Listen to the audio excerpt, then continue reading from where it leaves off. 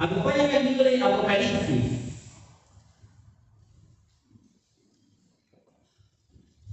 Si algún hermano puede ver la lectura de hermano atrás, que no tiene Biblia, parece. Prenda su Biblia si tiene, saque su Biblia digital, física, papel. Al libro de Apocalipsis 3, versículos del 14 al 18.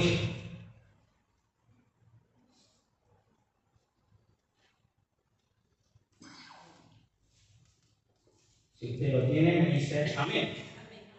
Amén. ¿Todo lo tiene? Apocalipsis 3, versículo 14 hasta el 17.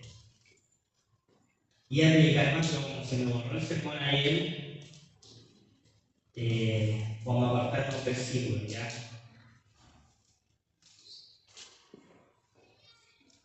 Le damos lectura en el nombre del Señor. El mensaje a la iglesia de la Odisea. Escribe también el ángel de la iglesia de la Odisea. Esto dice el amén, el testigo fiel, el verdadero, el origen de todo lo que Dios creó. Él dice: yo sé todo lo que haces, sé que no eres frío ni caliente. Ojalá fueras frío o caliente, pero como eres tibio y no frío ni caliente, te vomitaré de mi boca. Pues tú dices que eres rico, que te ha ido muy bien y que no te hace falta nada, y no te das cuenta de que eres un desdichado, miserable, pobre, ciego y desnudo. Palabra suavecita de nuestro Jesús, ¿cierto? Oremos al Señor. Amado Dios, te damos gracias por este momento, Señor, de poder compartir, Señor, tu palabra con la comunidad. Que esta palabra, Señor, sea de bendición para nuestras vidas, que nos desafíe, Padre Santo. Primeramente yo me siento hablado de tu parte, Señor, por esta palabra. Así espero también, Señor, que a través de tu Espíritu Santo, Señor, tú me guíes, Padre Santo, y me ilumines, Señor, a transmitir tu palabra. Te damos gracias en el nombre poderoso de Jesús. Amén y amén. ¿Alguien puede dar un aplauso al Señor por su palabra?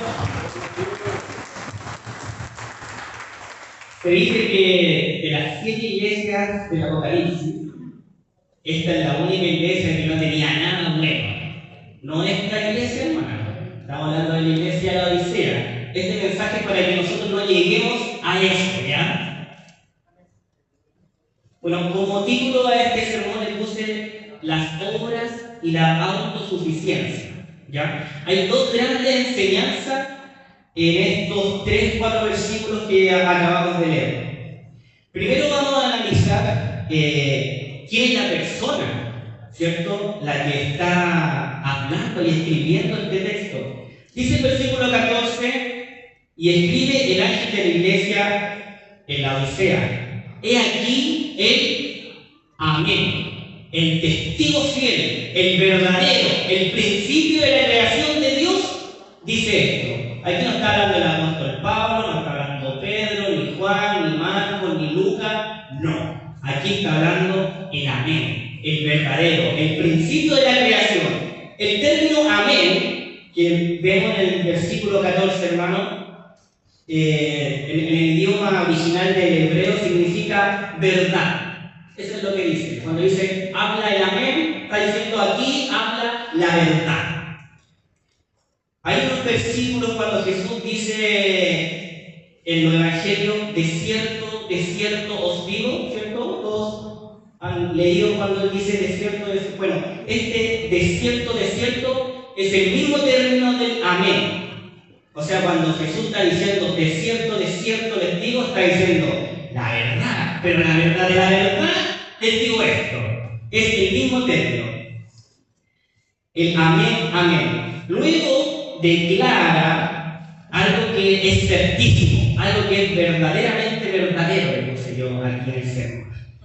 Algo que es real. Entonces Jesús declara de sí mismo ser, primero que todo, la verdad absoluta. Quien está hablando es la verdad absoluta de todo. Luego nos dice que Él es el principio, ¿cierto? En el versículo 14, usted me puede acompañar si gusta, luego dice que Él es el principio. Este término, hermano, no señala que Jesús es el primero de la creación, porque hay algunas religiones que dicen que Jesús fue creado, que lo primero que creó Dios fue a Jesús, y se toman de este versículo para apoyar esa teoría hereje. Porque ese término no señala que Jesús es el primero de la creación. No quiere decir que Jesús fue creado, sino que Él es la fuente y gobernante de toda la creación. Amén. Así como lo dice Juan 1:3, todas las cosas por Él fueron creadas, hechas, y sin Él nada de lo que ha sido hecho fue hecho. Colosenses 1:16 también nos dice, porque en Él fueron creadas todas las cosas, las que hay en los cielos y en la tierra, visibles e invisibles, sean tronos, sean dominios, principados, potestades. Todo fue creado por medio de Él y para Él. Entonces, la persona que está escribiendo esta carta, hermano, ya sabemos quién es. El máximo estar, ¿cierto? Jesus Christ, Rey de Reyes, Señor de Señores, el principio de la creación. Vamos a analizar ahora un poco a quién está dirigida la carta, ¿cierto? Que es a la ciudad de la Odisea. La ciudad de la Odisea era conocida por varios logros, ¿ya? En la ciudad de la Odisea, estamos hablando de los años 60 después de Cristo, se estableció allí un importante sistema bancario. El primer sistema bancario de las ciudades en ese entonces nace ahí en la Odisea. Tuvieron una industria textil que producía lana negra. Era la ubicación de la escuela médica más conocida, especialmente por su oftalmología.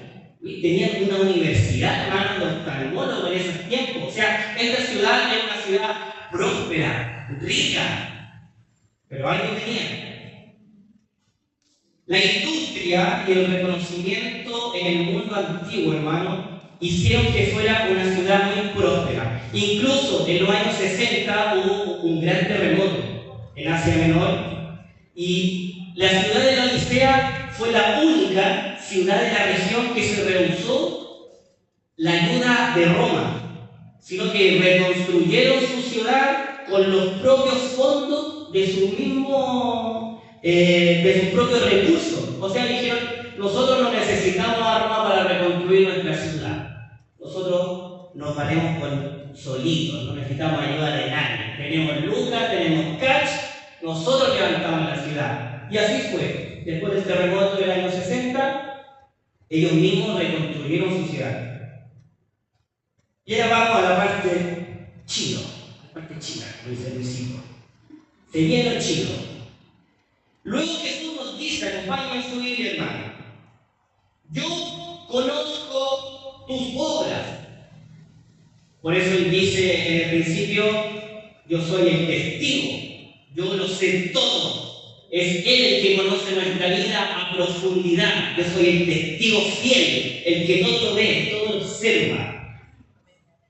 El testigo. Él dice que no eres frío ni caliente. Ojalá seas frío o caliente. Pero por cuanto eres tibio y no frío ni caliente, te vomitaré de mi boca. Entonces aquí viene una pregunta retórica.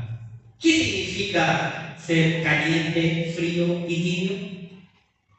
Yo ando haciendo unas pequeñas encuestas por ahí, amigos, a conocidos, de que qué entienden ellos cuando se les dice que eres frío, eres caliente, eres tibio. La mayoría de las respuestas, hermanos, son honestas. Que Dios prefiere que seas un creyente ferviente a que seas un frío incrédulo. No estoy preparado para servir al Señor porque me siento frío. Estas son respuestas de amigos que yo les pregunto en la calle. Ya voy a estar en condiciones para servir al Señor. Ya voy a estar calentito porque no estoy frío. No puedo servir al Señor. Esas son las respuestas de la mayoría de las personas, cómo ellos interpretan el texto. De alguna forma, hermano,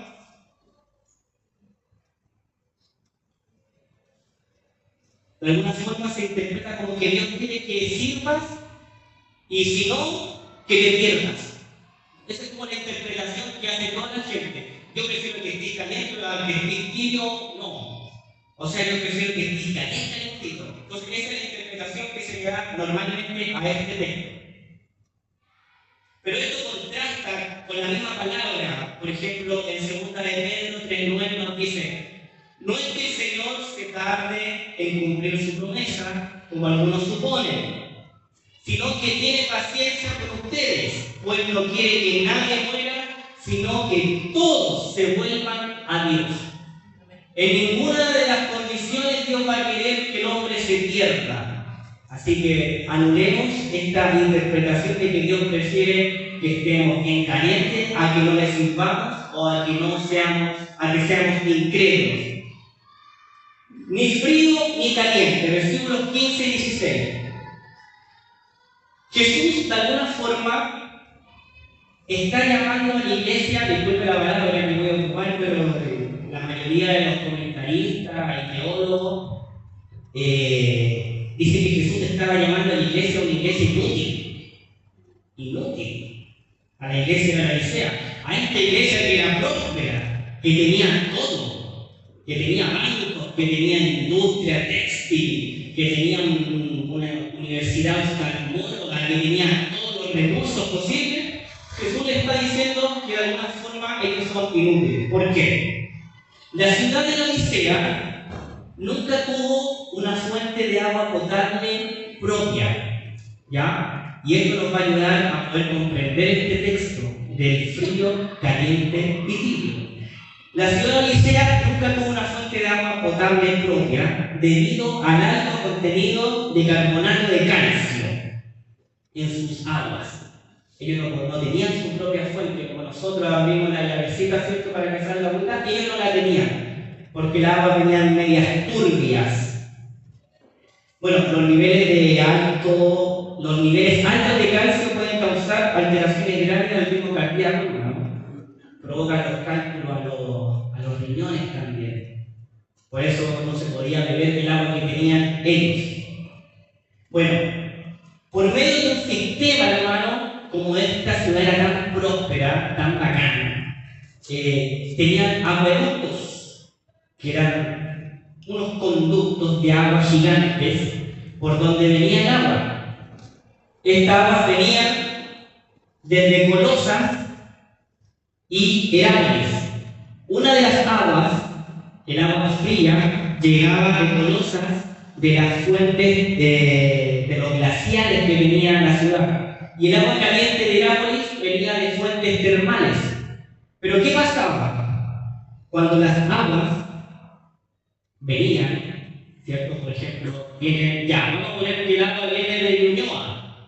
El agua pasa por aguaductos y el agua caliente, al momento de llegar a la ciudad, no llegaba caliente, llegaba tibia. Lo mismo pasaba con el agua fría que venía de Herápolis. Disculpe, de Colosas. De acá venía el agua fría, pero al momento de pasar por los acueductos, al momento de llegar a la ciudad de la Odisea, tampoco llegaban frías, sino que también llegaban tibias. Entonces, esto nos va a ayudar a poder comprender un poco el texto. Por medio de un sistema de acueductos, como les decía, traían su agua fría para tomar desde un manantial en las montañas de Colosas y el agua caliente para bañar y lavarse desde las termas del Pirámide.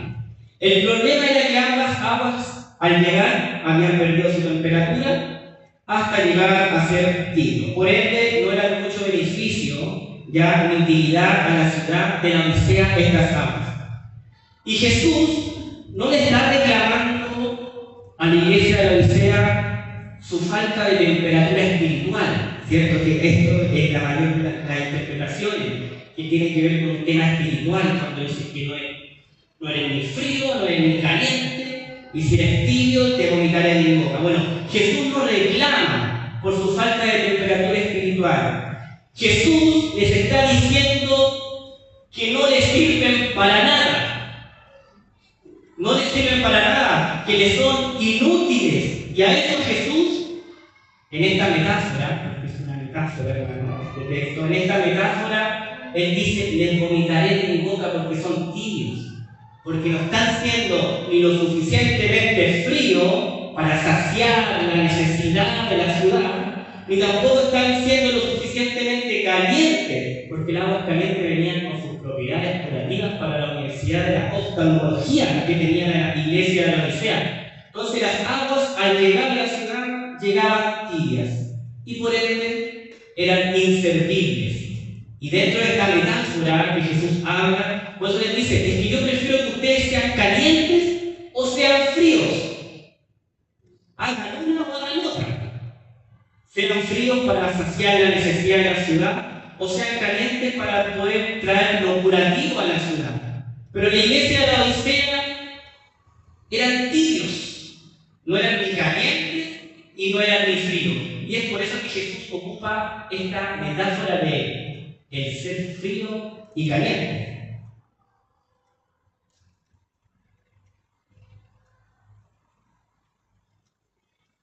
Entonces, que Jesús nos reclama por su falta de espiritualidad, de su temperatura espiritual. Ya este texto nos está hablando de lo espiritual de la persona, sino que más bien tiene que ver con lo útiles que tenemos que ser nosotros los cristianos para las manos del Señor. Nosotros como cristianos nos disponemos en las manos de Él, ¿cierto?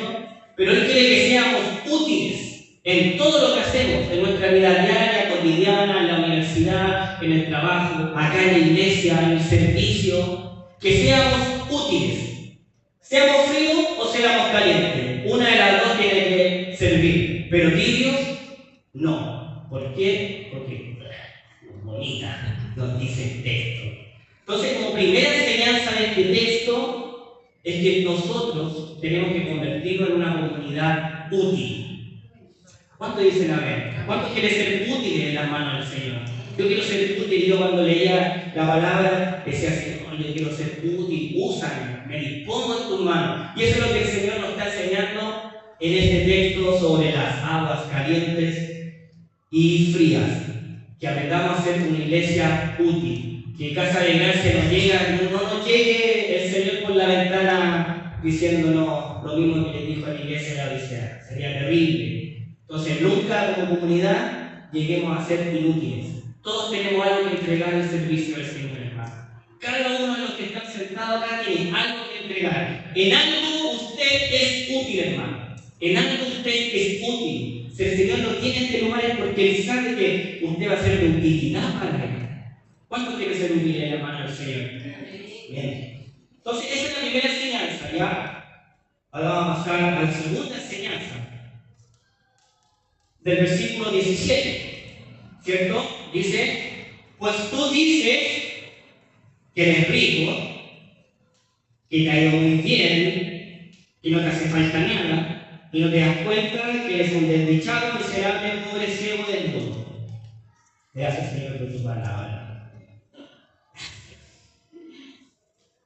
Bueno, y la segunda enseñanza tiene que ver con la autosuficiencia. Por eso el sermón se llama Obras y Autosuficiencia. El Señor quiere que hagamos obras útiles a Él, ¿ya? Y ahora vamos a pasar a la autosuficiencia, hablar un poquito de ¿qué es la autosuficiencia? ¿Cierto? Es el estado o condición de quien se basta a sí mismo.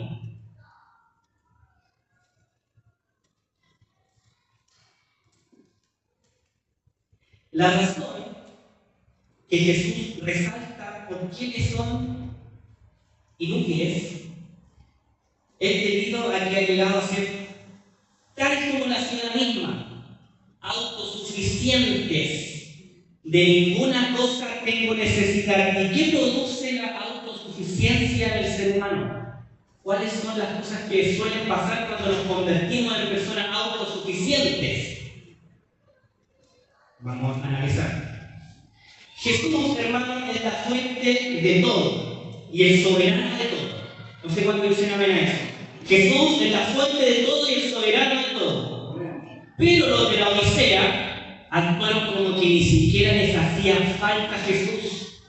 porque estaban siendo una ciudad rica, próspera, con universidades, y se volvieron autosuficientes. Cuando la autosuficiencia, hermano, cuando los logros personales y la satisfacción por uno mismo, porque eso es lo que pasa con la autosuficiencia, nos satisfacemos con nosotros mismos, yo puedo hacer todo, esto depende de mí, tiene que ver mucho con el ego.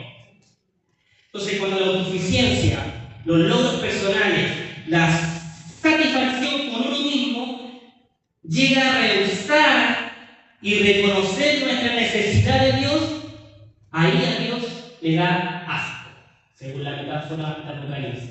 Cuando nos volvemos autosuficientes, cuando ya no nos importa la necesidad del de al lado, solo importo el yo, el yo. Esa es la belleza en la que habla Dios. A Dios, y o van a mi condena por lo que parece. A Dios no le da asco, hermano, su lucha pecaminosa que tenemos cada uno, ¿cierto? Lo dijo Pablo, quiero hacer lo bueno, pero hago lo malo que no quiero, ¿cierto? Al apóstol Pablo. Queriendo hacer lo bueno, hago lo malo que no quiero. A Jesús le da asco, hermano, esas luchas que tenemos cada uno con nuestro pecado diario. Lo que sí le da asco a Dios y que lo que le produce náuseas es la autosuficiencia, el que no dependamos de Él, de los logros que podamos tener nosotros como personas, profesionales, estudios, se lo debemos a Él. De Él depende nuestro trabajo, nuestro sustento, nuestro dar, nuestra familia depende absolutamente de Él, porque Él es el soberano de nuestra vida. De Él depende eso. Entonces nosotros siempre tenemos que reconocer que todo lo que somos, todo lo que tenemos, es gracias a Él y no gracias a nosotros, porque si fuera por nosotros, no estaríamos ni siquiera vivos, hermano. Por eso, lo que le da asco, náuseas, y cuando dice los vomitaré de mi boca porque son tibios, se refiere a esta tibieza de la autosuficiencia, de que no nos volvamos una iglesia que diga, yo ya no dependo de Dios, tenemos una comunidad grande, ha llegado gente nueva, se está levantando grupos de alabanza, de evangelismo, pero todo eso depende de Cristo. Amén. Bueno, la realidad es que la iglesia de la Odisea están ciegos en su propia condición. Esto es muy chistoso, hermano. Jesús les descubre que son como unos desventurados, unos desdichados, unos miserables, como un indigente patético. Ese es el término original griego.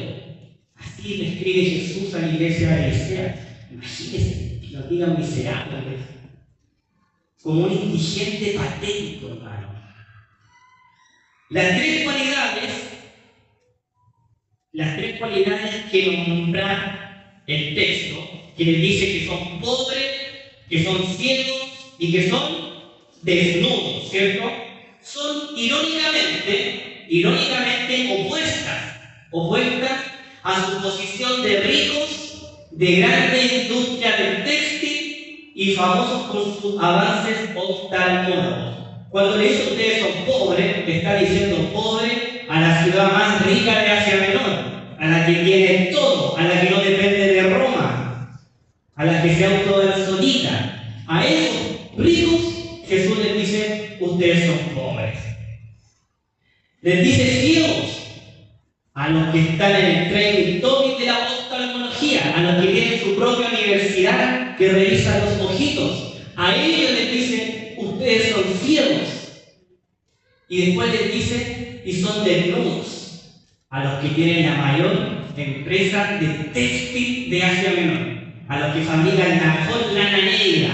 A ellos les dice, ustedes son desnudos. Entonces, irónicamente, Jesús, que siempre se caracteriza por ocupar lo cotidiano de la vida para dar un ejemplo o una enseñanza. Entonces, está diciendo a la ciudad de la Odisea: ustedes que tienen la mejor ropa, ustedes que tienen la mejor necesidad que realizan los hijitos, ustedes que son ricos, prósperos, son pobres, ciegos y desnudos.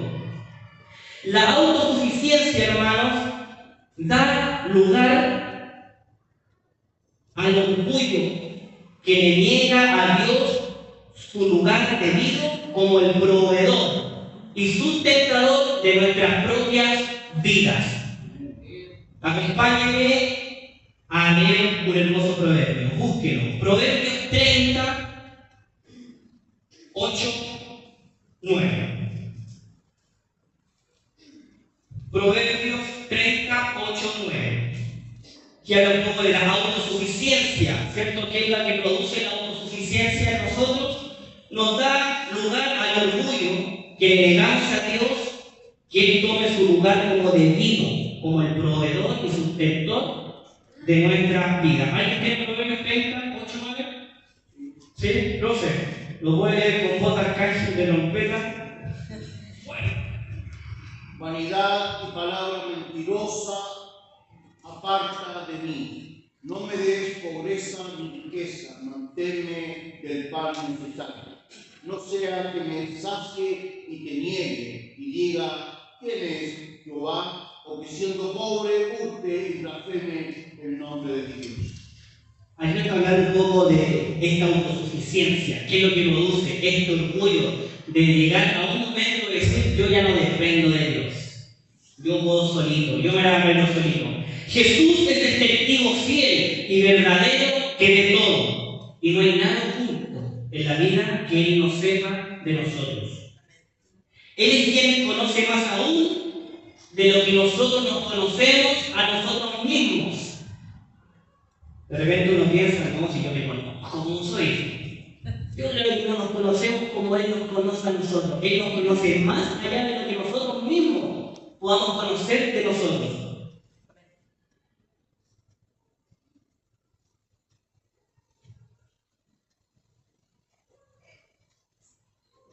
Juan 15:5 dice: yo soy la vid, vosotros los pámpanos, el que permanece en mí y yo en él, este lleva mucho fruto, porque separados de mí nada podéis hacer.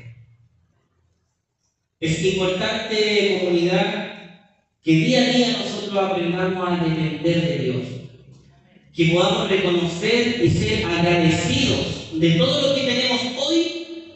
No es por mérito propio, no es porque usted ha sido buena persona, no es porque usted ha sido más santo. No, lo que tenemos hoy día es solamente por la misericordia y la gracia de Dios en nuestra vida, hermano. Bueno, hay una ilustración muy bonita que leí por ahí y habla sobre esta acusación que hace Jesús a la iglesia de la Odisea. Y esta ilustración dice: ¿es posible que nosotros no hayamos vuelto autosuficientes? Sin saberlo, sin notarlo, sin percibirlo. Una de las mayores evidencias de esta actitud, ¿saben cuál es, hermano? ¿Cuál cree que es? Una de las mayores evidencias de esta actitud de autosuficiencia es la falta de oración. Señor, a mí me partió el corazón, hermano, el Señor me mandó, y yo soy re malo para orar, hermano. Me cuesta orar, me cuesta. Sí, en el día a día siempre estoy constante: Señor, ayúdame, voy contigo, tú eres mi copiloto, y no me vale la policía. Entonces, una de las mayores evidencias de la autosuficiencia que tenemos nosotros los seres humanos, la mayoría de la evidencia es la actitud de la falta de oración. Porque nosotros en la oración es cuando más dependemos del Señor, es cuando más le buscamos. Porque cuando estamos en un problema, ahí somos buenos para. Oh, ahí yo soy el rey de la oración, hermano. El rey de la oración. Pero aquí nos está enseñando que día a día Constantemente nosotros tenemos que ser agradecidos del Señor y darle a Él toda gloria, toda honra. La dependencia es absolutamente de Él, día a día, sea bueno, sea malo, sea más o menos, de Él dependemos y no de nosotros. Entonces aquí surge otra pregunta de esta acusación de Cristo. ¿Por qué necesitaríamos pedirle a Dios que nos provea cuando confiamos en nosotros mismos para hacerlo? ¿La repito? ¿Por qué necesitaríamos pedirle a Dios que nos provea cuando confiamos en nosotros mismos para hacerlo? Y esto nos lleva a considerar nuestra propia vida de oración, a depender siempre de Él. ¿Qué es lo que esto revela? La oración. La oración revela dependencia de Dios y no independencia. ¿Confianza en el Señor o confianza en nosotros mismos?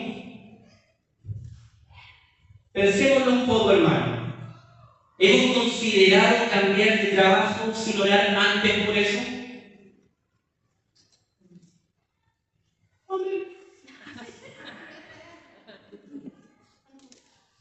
Pastor, ¿haces que tu iglesia se involucre en muchos planos y estrategias sin antes orar lo suficiente?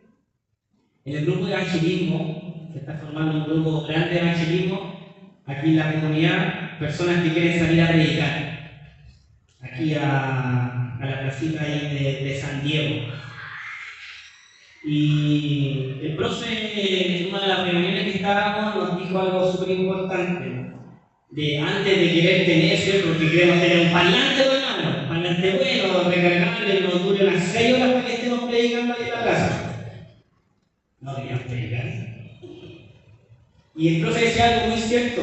Antes de querer tener todo esto, pongámonos a orar. ¿Cierto?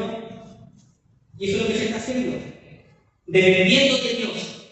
Que lo que queramos hacer en nuestra vida sea dependiendo de Dios. Por medio de la oración, que es como la única fuente de acceso que tenemos nosotros a poder conversar, ¿cierto?, con nuestro Creador, en la oración. Que el Señor nos ayude a ser buenos oradores.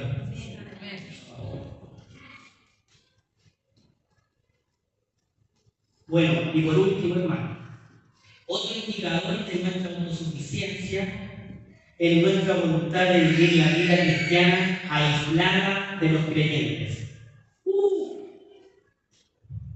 No, yo me congrego en la casa. Yo me oculto en la casa. El Señor está en todos lados. Son términos que también la encuesta dice. No, yo me congrego en mi casa. Entonces, otro indicador de nuestra autosuficiencia es nuestra voluntad de vivir la vida cristiana aislada de los creyentes. Porque nosotros nos necesitamos como cuerpo de Cristo. El uno al otro nos necesitamos estar aquí a través de los dones del Espíritu Santo. Alguien que sea ministrado, alguien que venga y ore por mí.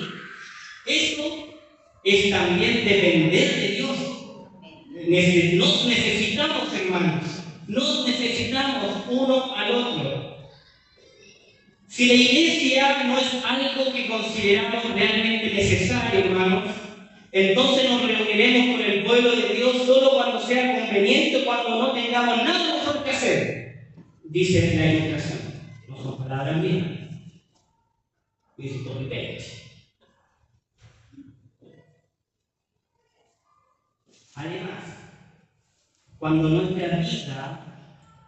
vida, nuestros lives, se desmorone,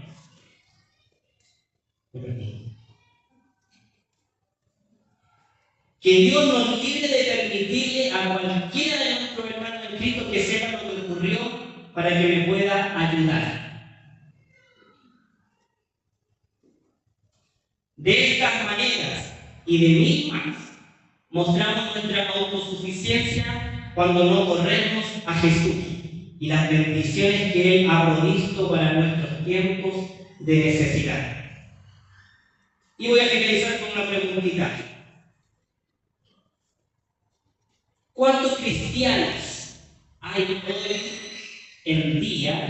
que ven innecesaria una comunión con el Señor y su pueblo, ¿cierto? Porque esta comunión es con el Señor y con el pueblo, los hermanos, el cuerpo, ¿cierto? Como lo describe el apóstol Pablo, que una mano lava la otra, no, así no es, ese otro dice. Cada uno de nosotros del cuerpo se necesita, nos necesitamos, hermanos, y la autosuficiencia de alguna forma da lugar a estas cosas, a que nosotros no dependamos de venir al culto, a no verme con mi hermano, a no depender de Dios. Por eso la iglesia Casa de Gracia no es como la Odisea. Amén. No lleguemos a ser como la iglesia de la Odisea, autosuficientes, que no nos necesitemos. Nos necesitamos cada uno. Necesitamos a nuestro hermano que está atrás por el desayuno. Yo lo necesito cuando llego el hermano. Llego con hambre. Y es una bendición que ellos estén ahí. Usted se ríe, pero es verdad. Hermano, la labor que hacen es tremenda bendición para la comunidad. Que lo sepa nuestra hermana Margarita y nuestra hermana Margarita. ¿Cuál es importante reconocernos que nos necesitamos? Necesitamos que el profe nos dé clase los días jueves para poder alimentarnos. Necesitamos a nuestro hermano Manuel que esté aquí dirigiendo la alabanza, hermana Jocelyn, pastor Pablo, pastor Alejandra, Wilson. Te necesitamos aquí en la comunidad, hermano. Wilson, una persona con tremendos dones del Espíritu Santo de Dios. Necesitamos. El Señor lo necesita, hermano. Tenemos que ser útiles todos. Todos, cada uno de los que estamos acá somos útiles en las manos del Señor y Él nos necesita. Póngase de pie, hermano. Póngase de pie, hermana Trinidad Jiménez.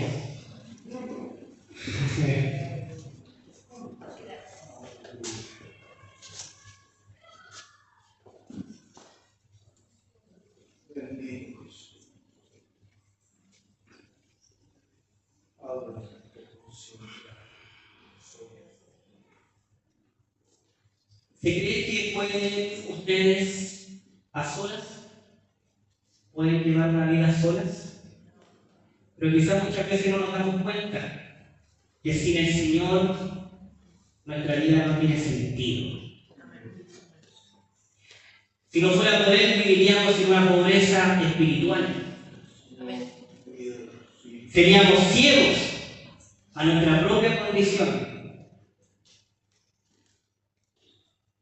Que el Señor nos ayude a ser útiles, a depender cada uno del de al lado. Oremos al Señor.